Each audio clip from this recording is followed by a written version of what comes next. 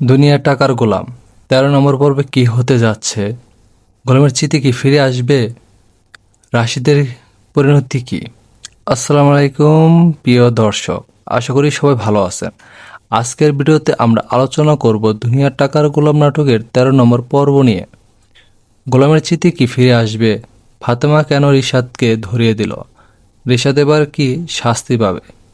আর ফাতেমা ও ঋতুর মধ্যে কি গোলামকে ঘিরে নতুন দ্বন্দ্ব শুরু হবে? সব প্রশ্নের সম্ভাব্য উত্তর থাকছে আজকের এই ভিডিওতে, তাই ভিডিওটি একদম শেষ পর্যন্ত মনোযোগ দিয়ে দেখবেন। যদি এখনও আমাদের চ্যানেলটি সাবস্ক্রাইব না করে থাকেন তাহলে এখনই সাবস্ক্রাইব করে পাশে থাকা বেল আইকনটি অন করে দিন।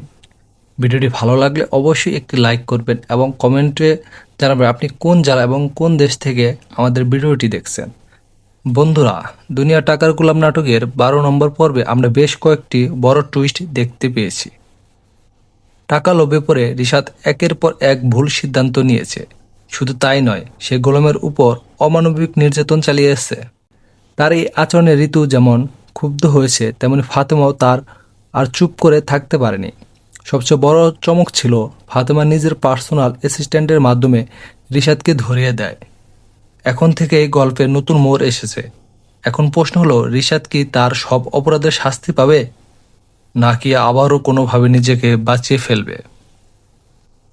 অন্যদিকে গোলাম গুরুতর আহত হওয়ার পর তার চিকিৎসা চলছে।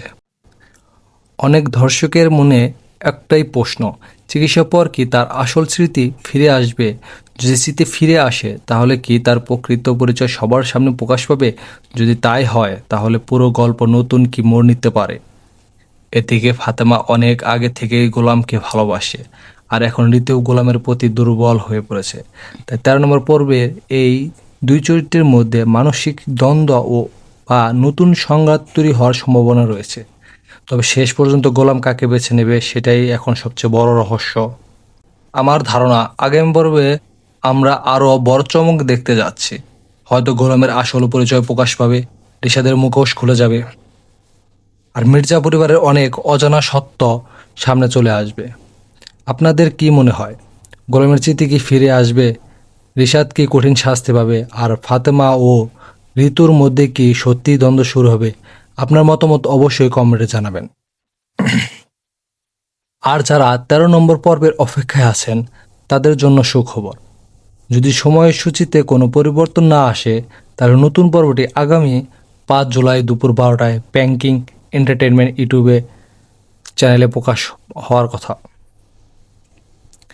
আজকের ভিডিও এখানে শেষ করছি। ভিডিওটি ভালো লাগলে লাইক, কমেন্ট ও শেয়ার করতে ভুলবেন না। আর অবশ্যই যারা চ্যানেলটি সাবস্ক্রাইব করেনি তারা হার্ট এন্টারটেনমেন্ট চ্যানেলটিতে সাবস্ক্রাইব করবেন। সবাই ভালো থাকবেন, সুস্থ থাকবেন। আল্লাহ হাফেজ।